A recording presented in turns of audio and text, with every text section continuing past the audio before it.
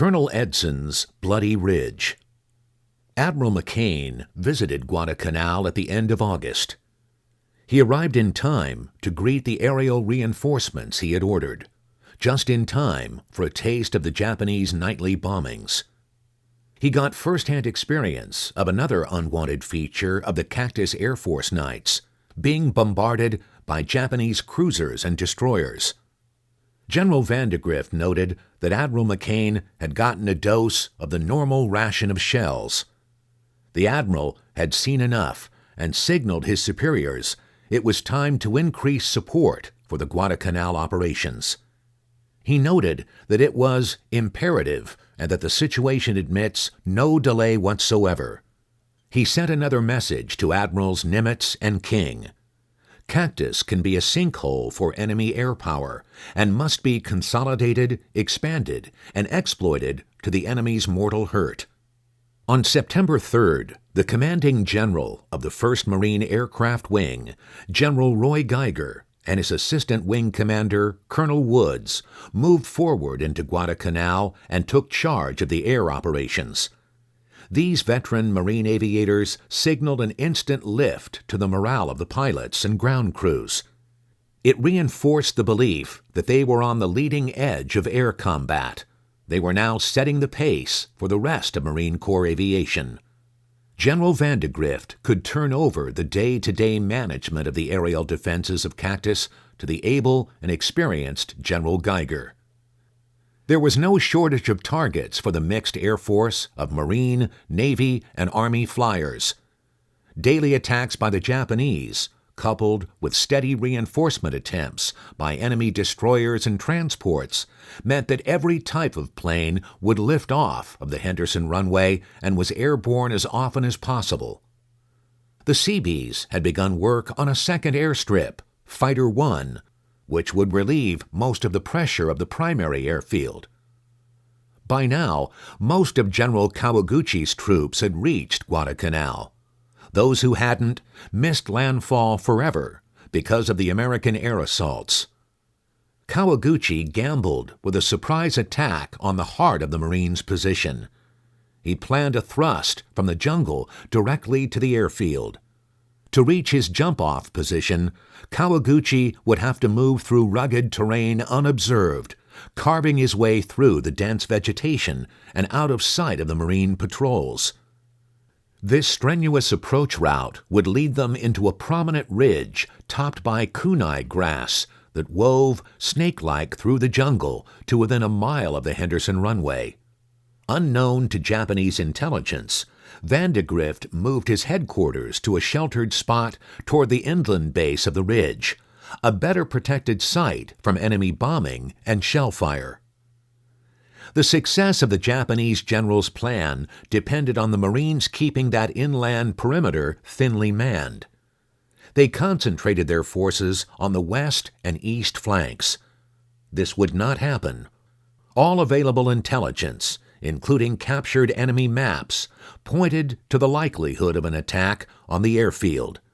Vandegrift moved his combined parachute raider battalion to the most apparent enemy approach throughout the ridge. Colonel Edson's men scouted Savo Island after moving into Guadalcanal and destroyed a Japanese supply base at Tassomboko. Another shorter raid took up positions on the forward slopes of the ridge at the edge of the encroaching jungle on September 10th. Their commander said that he was convinced they were in the path of the next Japanese attack. The earlier patrols had spotted a sizable Japanese assault force approaching. Colonel Edson patrolled extensively as his men dug in on the ridge.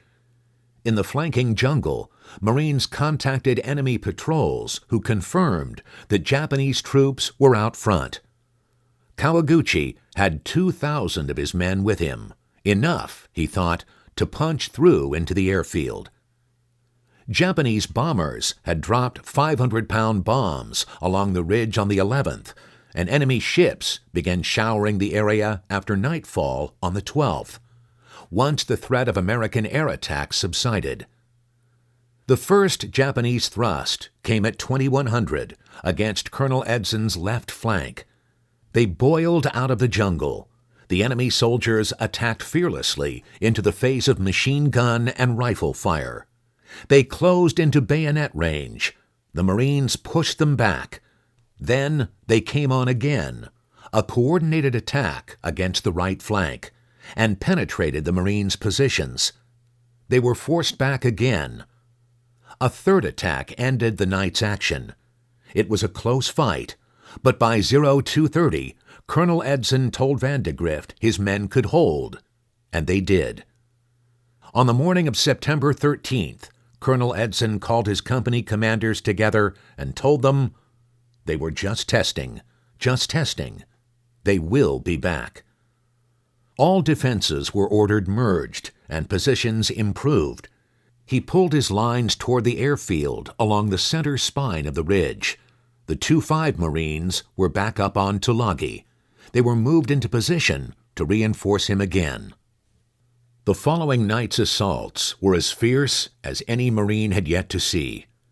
The Japanese fought hand-to-hand everywhere. They were in the Marines' foxholes and gun pits, and streaming past positions to attack from the rear. Sergeant Major Banta shot one in the command post. Colonel Edson appeared wherever the fighting was the toughest, encouraging his men to their utmost efforts.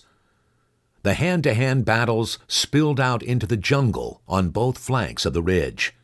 Engineer positions were attacked. The 5th Marine Reserves were ordered into the fight.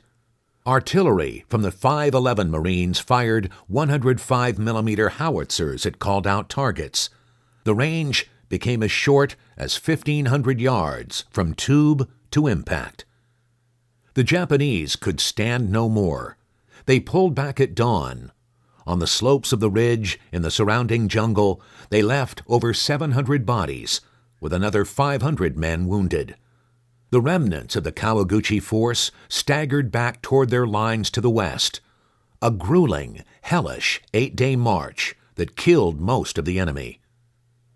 The cost to Colonel Edson's force for its epic defense was also heavy. He lost 59 men, 10 missing in action, and nearly 200 wounded. Coupled with the casualties and losses of Tulagi, Gavutu, and Tanambogo, this signaled the end of the 1st Parachute Battalion as an effective fighting force.